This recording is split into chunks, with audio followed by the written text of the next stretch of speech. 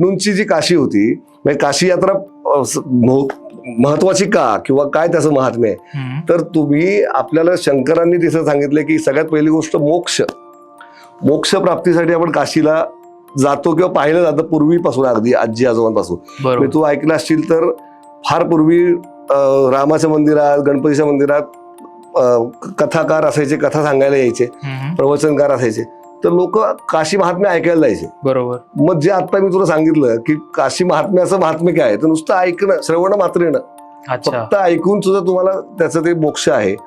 तर मग अशा मोक्षदायी काशीची यात्रा ही सर्वश्रेष्ठ मानण्याचं कारण असे की तिथं साक्षात शंकराचा वास आहे. संपूर्ण विश्वाचं, संपूर्ण पृथ्वीचं काय संचालन शंकर जे करतात ते काशीतून करतात.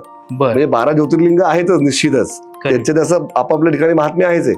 पण गंमत अशी आहे की शंकरांनी सांगितले की ही माझी राजधानी आणि मी इथेच असणार आणि इथं बसून मी संपूर्ण पृथ्वीचं राज्यकारभार पाहणार, असं त्यांनी निवडलेली अशी ती काशी आहे.